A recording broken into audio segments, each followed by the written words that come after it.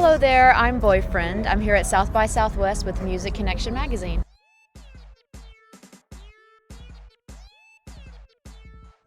My final performance has already happened. It was at Cheer Up Charlie's 2 nights ago, and I'm still reeling from the event. Just, there was a lot of love in the room.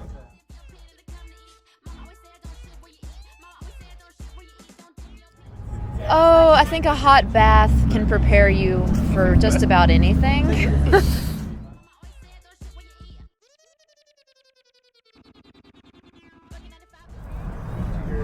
That's a good question. Well, last year I had a little stand of cupcakes with me on the stage, and there was like 8 of them. Okay.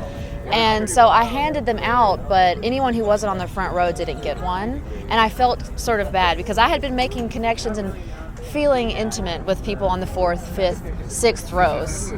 So to only have 8 cupcakes just felt sort of empty and hollow, and it sort of stopped the momentum. You know, I handed them out and I was like, I guess the show's over now. And I felt guilty, and I didn't feel like a good hostess. And anytime I'm inviting someone into the bourgeois setting of rap cabaret, I need to be a good hostess. So this year I amended that, and luckily Hey Cupcake was able to give me 250 cupcakes. So every person in the room was able to leave having tasted their cream cheese icing, which is to die. Amazing. It's just to die for.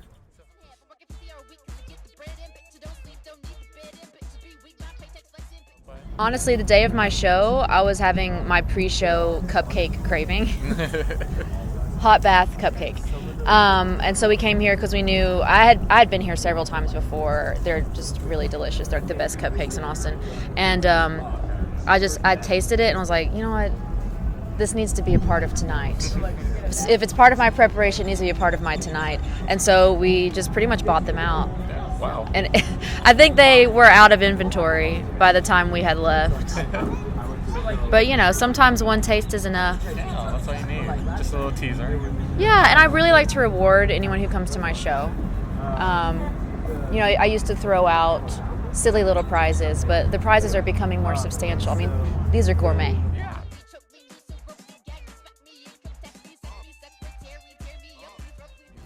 Well, yeah, I'd hate to say that they can expect a food fight, because that's just something that happens when it happens. But I think that everyone who was at the food fight was glad to participate.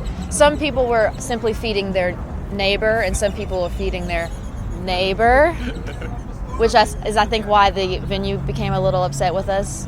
But, you know, to answer the expectation question, there are none, because it's a collection of humans in a room, and whatever happens ends up happening as we exchange our energies.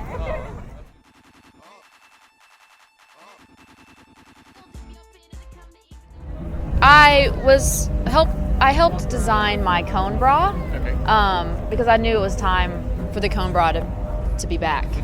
But I wouldn't call myself a designer. These clothes I didn't make. I loved and wore, and then decided to pass them along.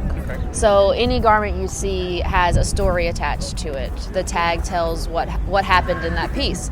I've worn these in my music videos, I've worn them in photo shoots, I've worn them on stage, on tour with Big Frida. Every garment has some sort of history to it. And I just like the idea of passing that along to whoever buys it so that they can add to the story. And when they wear it, they're kind of wearing that little piece, that moment around with them.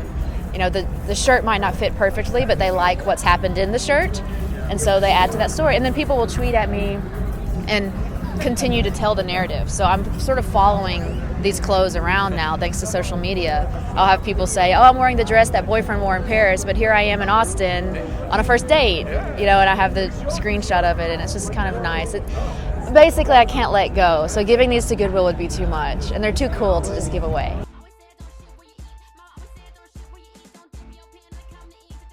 I don't feel that way. I think that as a woman on Earth, I'm already equipped to live in a male-dominated world, and my genre is only an extension of that. And technically, I consider my genre rap cabaret, and it's not male-dominated, it's boyfriend-dominated.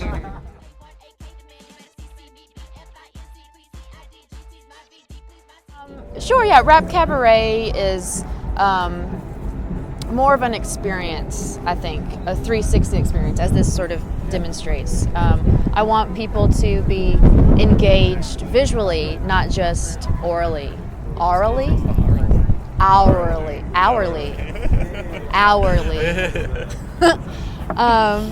And there's some theater there. It's not the type of show where you go and get a beer and are catching up with your friend. Yeah, this band is great. If you're talking, then you're missing the point. And I've calmed down a little bit, but I did used to be a school teacher, so I understand how to control a room of chattering people. And in my earlier days, if you were talking during the show, you would be called out. But still rewarded. Everyone leaves with a prize. Everyone leaves with a prize.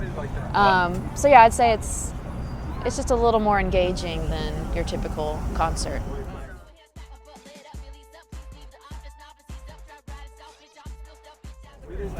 It's affected my career. I think it affects anybody's because it's you're simultaneously feeling the importance of being an artist and then being one minnow in a giant school of minnows. In no other time are there this many artists in one place. I mean, thousands and thousands of us. So any sort of like specialness that you feel about being important and being taken care of in a typical show is sort of watered down and saturated here. And I think that that's important to feel because it challenges you to remember that you're just one of thousands of people who has something to share.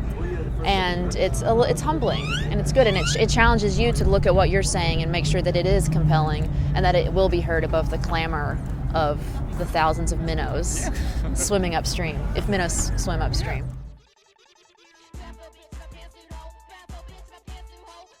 I'm not sure if any other artist was banned from their venue after playing South by Southwest and had South by Southwest calling them on the phone at 4 a.m. There might be some punk rock band that like threw poop or something that outdid me, but I think icing smells really nice.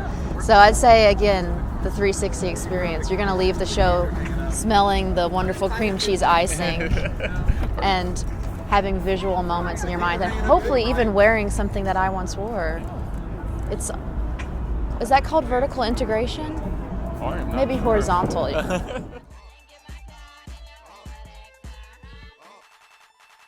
Individually wrapped panty liners are crucial because the freshness factor isn't always easy to come by. I think anything that's individually wrapped, hand wipes, face wipes, underarm wipes, necessity, as many wipes as possible.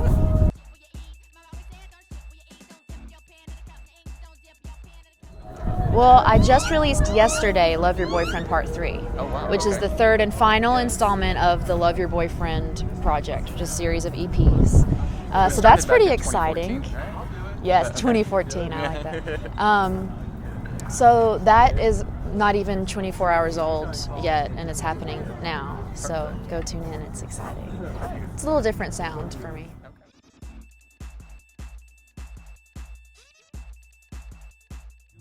Social media, I love social media. XO Boyfriend is my website and my Instagram handle. And I love Instagram.